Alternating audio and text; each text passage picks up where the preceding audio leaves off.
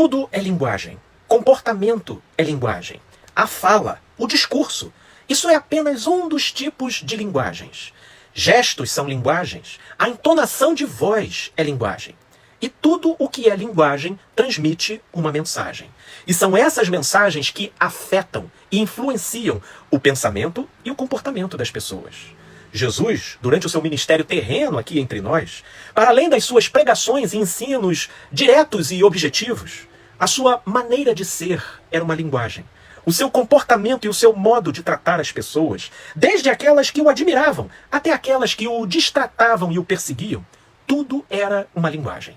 E uma linguagem que comunicava a seguinte mensagem sobre Jesus: de que ele era manso e humilde de coração, e que vivia para ensinar e exemplificar o amor para os homens, ao ponto não de matar, mas de morrer por isso. Essas mensagens eram tão evidentes e poderosas na vida e na maneira de ser de Jesus, que se fosse difícil crer nele por aquilo que ele falava, ele dizia: crede ao menos nas mesmas obras, que são as mesmas obras de meu Pai. Mas no Evangelho de João, no capítulo 8, no verso 43, ele faz uma pergunta que, ao mesmo tempo que é intrigante, ela também é muito pertinente para os dias de hoje.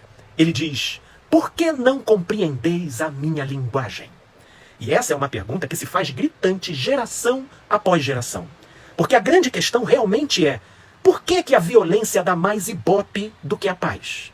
Por que um comportamento insolente que avacalha e escarnece a realidade do outro atrai mais seguidores do que um comportamento sóbrio, educado e respeitoso?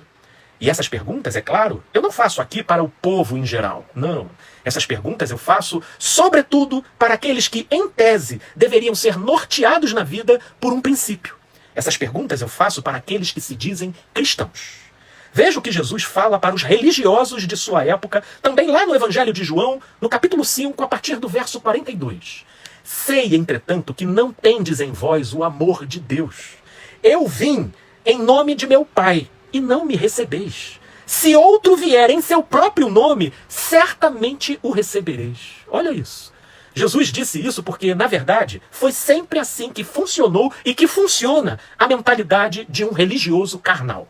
Se a pessoa, se o representante lá é realmente humilde, no sentido de não viver para se autoafirmar, e vive pautada pelo amor e pelo que seja justo e verdadeiro, na melhor das hipóteses ela é vista como alguém normal, sem maiores atrativos. Isso para não dizer que, na verdade, ela é vista mesmo como alguém fraca e sem ambição na vida, sabe?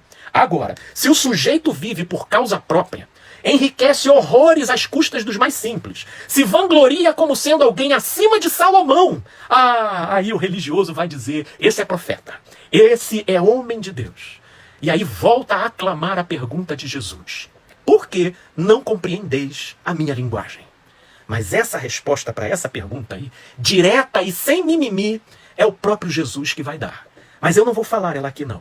Vou te dar o trabalhinho de você abrir para ler e meditar sobre essa resposta lá no Evangelho de João, no capítulo 8, no versículo 44. Dá uma lida lá. É uma resposta grave, mas toda verdade, por mais dolorosa que seja, ela carrega o potencial de nos conduzir para a liberdade. Essa é a minha esperança. Porque num tempo onde os que se dizem cristãos se mobilizam para defender e enaltecer quem vive para provocar e estimular confusões, divisões e cadeiradas, eu só tenho a orar e desejar paz e amor, meus amigos e amigas.